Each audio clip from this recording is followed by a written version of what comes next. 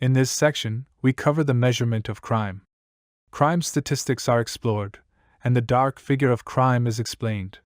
The collection and use of the FBI's Uniform Crime Reports, UCR, is explained. Crime rates are defined with some examples. The National Incident-Based Reporting System, NIBRS, is detailed. Next, the National Crime Victimization Surveys, NCVS, is discussed. The NCVS is a source of crime statistics based on interviews in which respondents are asked whether they have been victims of any of the FBI's index offenses or other crimes during the past 6 months. Self-report crime surveys are also discussed. The chapter ends with a discussion of the costs of crime, fear of crime, and the characteristics of victims of crime.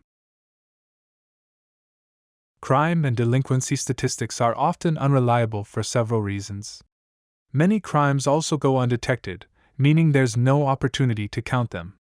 Even when crimes are known to victims, they aren't always reported to the police.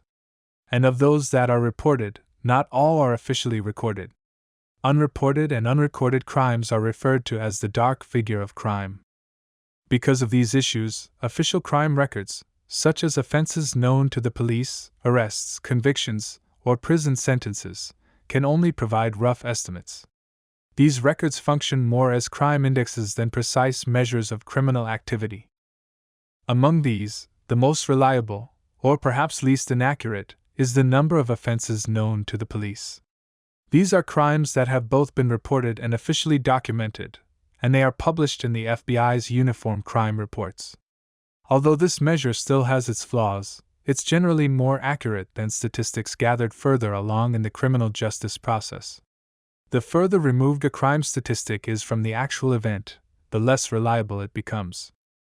To make crime data more meaningful and comparable, experts use crime rates rather than raw numbers. A crime rate expresses the number of crimes per unit of population. However, even crime rates can be influenced by outside factors unrelated to crime itself, such as greater use of insurance, changes in population demographics, or increasing urbanization.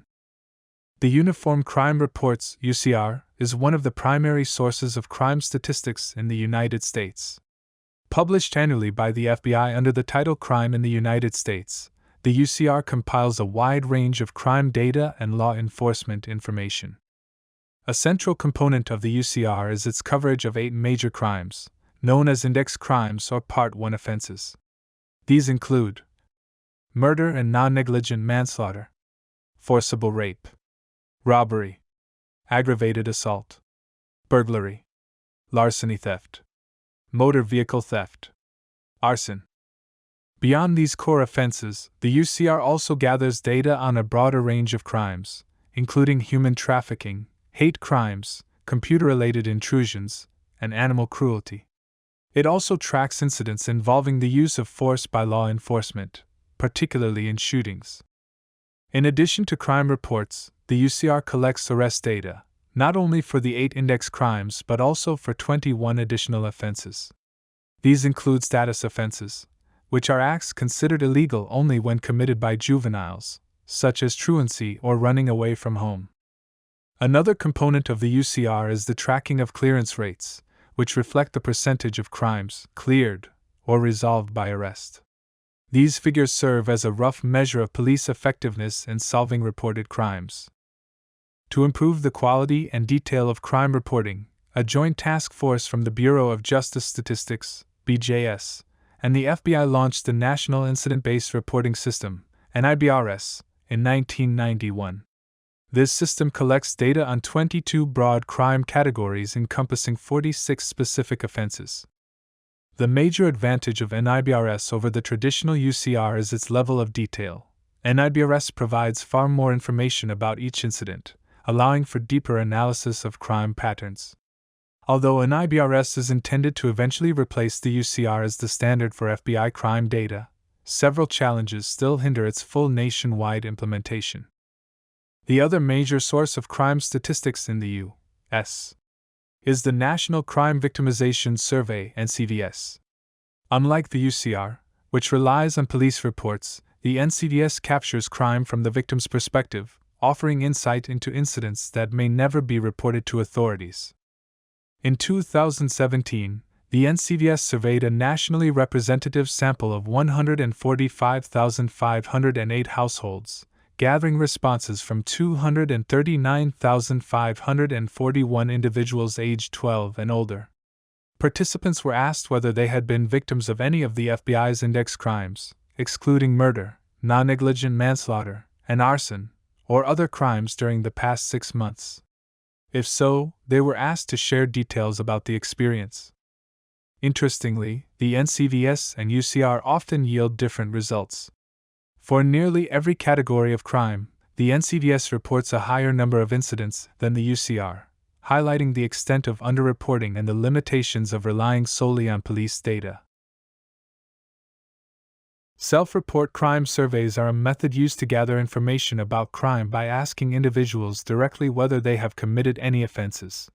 Like all crime measurement tools, these surveys don't capture the full picture. They serve as indexes of crime rather than precise counts of criminal activity. The text also explores the costs of crime, highlighting that its impact goes far beyond stolen property or physical injury. One of the most significant and lasting effects of crime is the fear it generates. For many victims, this emotional toll can be more burdensome than any material loss. And fear isn't limited to those who have been directly affected, it's contagious. People who haven't experienced crime firsthand can still develop deep anxieties about becoming victims. Lastly, the text discusses patterns in victimization. While overall crime rates can rise or fall over time, research consistently shows that certain groups are more likely to become victims. These include individuals with household incomes under $10,000, people who are separated, American Indians, Alaska Natives, Native Hawaiians, other Pacific Islanders, and individuals of 2 or more races, people with disabilities, young adults between the ages of 18 and 24. Understanding who is most affected by crime and how it impacts them helps paint a fuller picture of both crime and its broader social consequences. Once again, read your book.